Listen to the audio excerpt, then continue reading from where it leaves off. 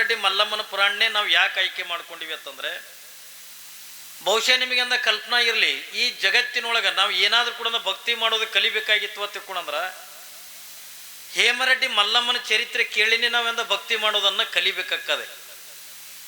ಒಬ್ಬೊಬ್ಬರಿಂದ ಒಂದೊಂದು ಕಲಿತಕ್ಕಂಥದ್ದು ಇರ್ತದೆ. ಶರಣರು ಸುಮ್ಮನೆ ಅಂದ ಆಗಿ ಹೋಗಿಲ್ಲ ಈ ಭೂಮಿ ಮೇಲೆ. ಶರಣರು, ಸಂತರು, ಮಹಾತ್ಮರೆಲ್ಲ ಸುಮ್ಮನೆ ಈ ಭೂಮಿ ಮೇಲೆ ಅಂದ ಆಗಿ ಹೋಗಿಲ್ಲ. ಅವರೆಲ್ಲ ಏನು ಮಾಡ್ಯಾರ ತಗೊಂಡ ಕೇಳಿದ್ರೆ, ಭಗವಂತನಿಗೆಂದ ಕೊಟ್ಟಿರ್ತಕ್ಕಂಥ ವಚನವನ್ನು ಪಾಲನೆ ಮಾಡಿದ್ರು, ಅವರೆಲ್ಲ ಶರಣರಾದರು. ನಾವು ಪರಮಾತ್ಮನಿಗೆಂದ ಕೊಟ್ಟಿರ್ತಕ್ಕಂಥ ವಚನವನ್ನು ಪಾಲನೆ ಮಾಡ್ತಾ ಇಲ್ಲ, ನಾವು ಇನ್ನೂ ಕೂಡ ನಾವು ಇಲ್ಲೇ ಇದೀವಿ. ಏನು ವಚನ ಕೊಟ್ಟಿವೆ ತಗೊಂಡ ಕೇಳಿದ್ರೆ, ಬಹುಶಃ ನಿಮಗೆಲ್ಲರಿಗೂ ಕೂಡ ಕಲ್ಪನಾ ಇರಲಿ, ಇವತ್ತು ಮಲ್ಲಿಕಾರ್ಜುನ ದೇವಸ್ಥಾನ ಇದೆ. ನಾವೆಲ್ಲ ಪ್ರಮಾಣ ಮಾಡಿ ಬಂದು ಈ ಭೂಮಿಗೆ ಬಂದಿರತಕ್ಕಂಥವ್ರು. ನಾವೆಲ್ಲ ಏನು ಪ್ರಮಾಣ ಮಾಡೀವಿ, ಯಾವಾಗ ಪ್ರಮಾಣ ಮಾಡೀವಿ ಅಂತ ಕೇಳಿದ್ರೆ, ಸಾಕ್ಷಾತ್ ಭಗವಂತನ ಪಾದ ಮುಟ್ಟಿ ನಾವೆಲ್ಲರೂ ಕೂಡ ಆಣಿ ಮಾಡಿ ಈ ಭೂಮಿಗೆ ಬಂದಿರತಕ್ಕಂಥವ್ರು. ನಾವು ಸುಮ್ಮನೆ ಬಂದಿರತಕ್ಕಂಥವ್ರಲ್ಲ. ನಾವು ಮನುಷ್ಯರಾಗಿ ಈ ಭೂಮಿಗೆ ನಾವು ಹೆಂಗೆ ಬಂದೀವಿ ಅಂತ ಕೇಳಿದ್ರೆ, ಹಿಂದಿನ ಜನ್ಮದೊಳಗೆ ಆಕಳಾಗಿ ಹುಟ್ಟಿ, ಎತ್ತಾಗಿ ಹುಟ್ಟಿ, ಸಮಾಜ ಸೇವೆ ಅಂತಕ್ಕಂಥ ಮಾಡಿ, ಜನರ ಸೇವಾ ಮಾಡಿ, ಏನೋ ಅಲ್ಪ ಸ್ವಲ್ಪ ಪುಣ್ಯ ಅನ್ನತಕ್ಕಂಥ ಸಂಗ್ರಹದ ಫಲದಿಂದ ನಮಗೆಂದ ಭಗವಂತ ಈ ಜನ್ಮ ಅನ್ನತಕ್ಕಂಥದ್ದನ್ನು ಮನುಷ್ಯ ಜನ್ಮ ತಗೊಂಡು ಕೊಟ್ಟಾನ. ಇದು ಸಾಮಾನ್ಯವಾಗಿರ್ತಕ್ಕಂಥ ಜನ್ಮ ಅಲ್ಲ. ನಾವು ನೀವೆಲ್ಲ ಏನು ತಿಳ್ಕೊಂಡ್ವಿ, ಏನೋ ಹುಟ್ಟಿದ್ವಿ, ಏನೋ ಸತ್ತಿವಿ ತಿಳ್ಕೊಂಡ್ರ ಏನ್ರಿ, ಇದು ಅಪರೂಪವಾಗಿರ್ತಕ್ಕಂಥ ಮನುಷ್ಯ ಜನ್ಮ ಇದೆ. ಇದು 84 ಲಕ್ಷ ಜೀವರಾಶಿಗಳೊಳಗ ಶ್ರೇಷ್ಠವಾಗಿರ್ತಕ್ಕಂಥ ಮನುಷ್ಯ ಜನ್ಮ.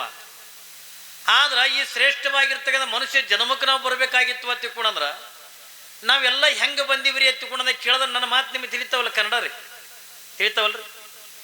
ನಾವೆಲ್ಲ ಈ ಭೂಮಿಗೆ ಬರೋದಕ್ಕಿಂತ ಪೂರ್ವದೊಳಗೆ ತಾಯಿ ಗರ್ಭದೊಳಗಿದ್ದಾಗ ನಾವೆಲ್ಲ 8 ತಿಂಗಳ ಮಗುವಾಗಿರ್ತಿರ್ತೀವಿ. ತಾಯಿ ಗರ್ಭದೊಳಗಿದ್ದಾಗ ನಾವು ಎಲ್ಲರೂ ಇಲ್ಲಿ ಜಾತಿ, ಮತ, ಕುಲ, ಪಂಥ, ಶ್ರೀಮಂತರು, ಬಡವರು ಹತ್ತಿಕೊಂಡಲ್ಲ, ಈ ಭೂಮಿಗೆ ಮನುಷ್ಯ ಜನ್ಮ ಅಂತಕ್ಕಂಥ ತೊಟ್ಟು ಯಾರು ಭೂಮಿಗೆ ಬಂದಾರಲ್ಲ, ಇವರೆಲ್ಲ ತಾಯಿ ಗರ್ಭದೊಳಗಿದ್ದಾಗ 8ನೇ ತಿಂಗಳದೊಳಗೆ ನಿಮಗೆಲ್ಲ ತಾಯಿ ಗರ್ಭದೊಳಗೆ 2 ದರ್ಶನವನ್ನು ಕೊಡ್ತಾರೆ.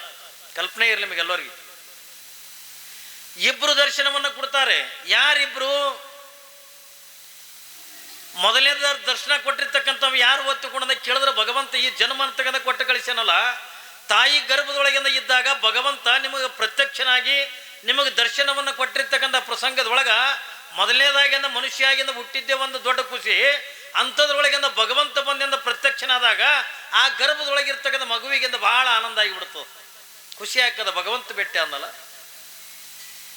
ಒಂದು ಅಪರೂಪವಾಗಿರ್ತಕ್ಕಂಥ ಮನುಷ್ಯ ಜನ್ಮ ಕೊಟ್ಟಿದ್ದು ಒಂದು ಕಡೆಗಿಂದ ಖುಷಿ ಆದರೆ, ಇನ್ನೊಂದು ಕಡೆಗಿಂದ ಭೂಮಿಗೆ ಹೋಗುವುದಕ್ಕಿಂತ ಪೂರ್ವದೊಳಗಿಂದ ಭಗವಂತ ಪ್ರತ್ಯಕ್ಷನಾದ.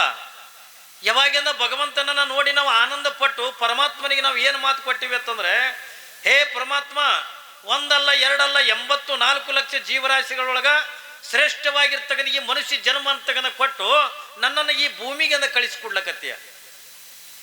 ಆದ್ರೆ ನಾನು ಈ ಭೂಮಿಗೆಂದ ಹೋದ ಬಳಿಕ ನಾನು ಇನ್ನಿತರ ಜೀವಿಗಳಿಂದ ಜೀವನ ಕಳೆದಂಗೆ ನಾನು ಕಳೆಯಂಗಿಲ್ಲ.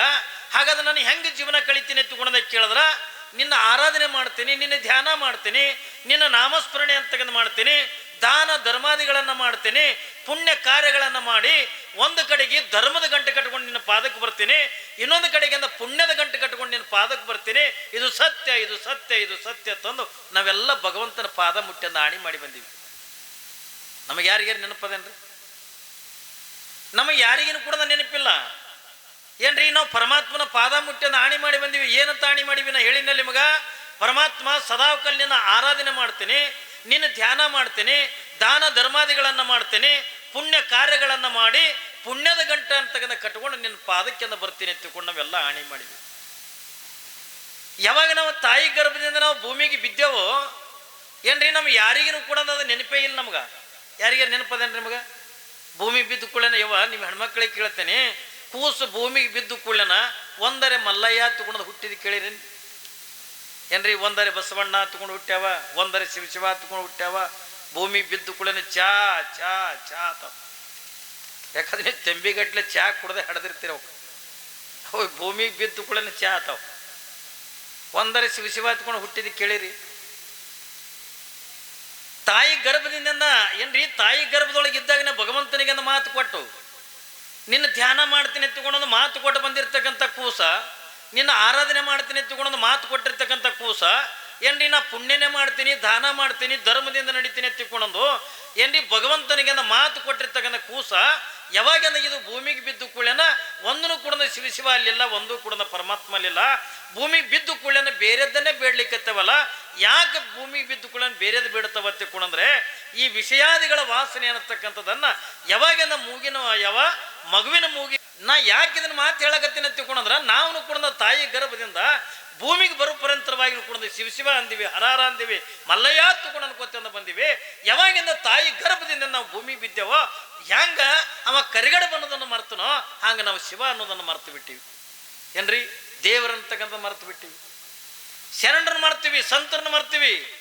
ಯಾಕ ಈ ವಿಚಾರಗಳಿಂದ ಹೊರಗೆ ಬರ್ಲಕತ್ವಲ್ಲ, ಈ ವಿಚಾರಗಳಿಂದ ಮನುಷ್ಯನಿಂದ ಕಣ್ಣಿಗೆಂದ ಕಾಣಕತ್ತು. ಈ ವಿಚಾರಗಳು ಯಾವುವು?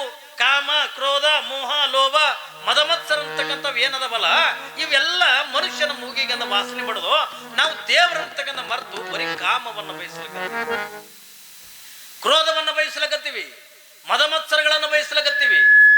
ಆದ್ರ ಇದು ಅಲ್ಲ, ನಾವು ಪರಮಾತ್ಮನಿಗೆ ಮಾತು ಕೊಟ್ಟಿದ್ದೆ ಅಂದ್ರೆ ಇದು ಅಲ್ಲ.